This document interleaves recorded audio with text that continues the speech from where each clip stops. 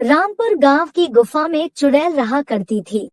वह चुड़ैल अपने जादू से जादुई खिलौने बनाती और बाजार में बेचने के लिए एक औरत का रूप धारण कर लेती।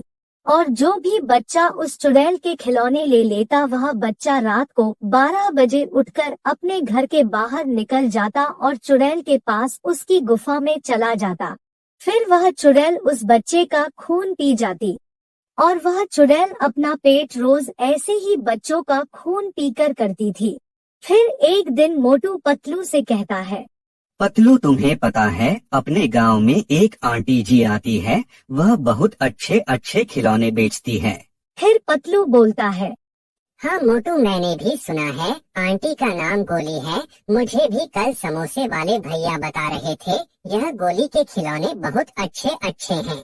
पतलू अपने लिए गोली आंटी के वहाँ से खिलौने लेकर आकर खेले क्या आज?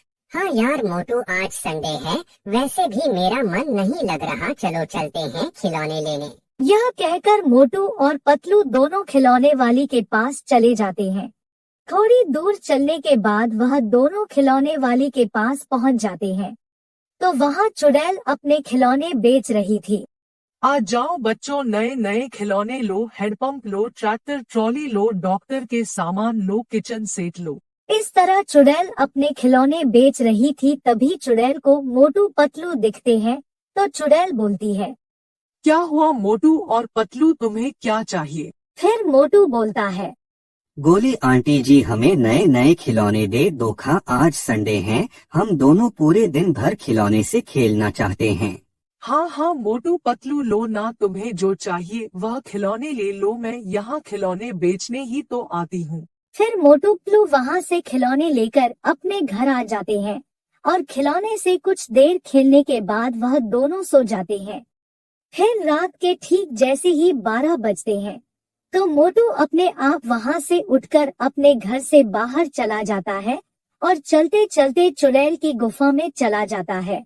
फिर अगले दिन जब सुबह पतलू उठता है, तो पतलू को मोटू घर में कहीं नहीं दिखता। पतलू घर के बाहर जाकर मोटू को ढूंढता है। पतलू कुछ देर मोटू को ढूंढने के बाद एक बच्चे से पूछता है, अरे भाई टोनी, तूने मोटू को कहीं देखा था क्या? फिर टोनी बोलता है, नहीं पतलू भैया, मैंने मोटू को कहीं नहीं देखा। टोनी की यह बात सुनकर पतलू दुखी हो जाता है और वहाँ से जाने लगता है। तो टोनी बोलता है, पतलू भैया रुको, मुझे यह बताओ, आपने गोली आंटी से खिलौने लिए थे क्या? हाँ टोनी भाई, हमने कल ही उस गोली आंटी से नए नए खिलौने लिए थे। अरे यार पतलू भैया, आपने यह क्या कर लिया? आपको पता है वो गोली आंटी नहीं है, वो एक चुड़ैल है, जो बच्चों को दिन में खिलौने देकर रात को वह अपने जादू से अपने पास बुला लेती है और बच्चों का खून की जाती है। पतलू जल्दी से चुड़ैल की गुफा की तरफ जाता है। फिर पतलू गुफा में छुपकर देखता है, तो चुड़ैल सो रही थी और मोटू को उल्टा हवा में लटका रखी थी।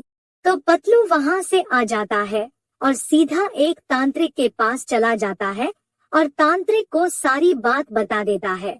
तो पतलू की सारी बात सुनने के बाद तांत्रिक बोलता है, पतलू बेटा, तुम ऐसा करो, उस चुड़ैल से जो खिलौने लिए थे, तुम उस एक खिलौने को आग में जला दो तो चुड़ैल अपने आप मर जाएगी, क्योंकि चुड़ैल की सारी जान उस खिलौने में है।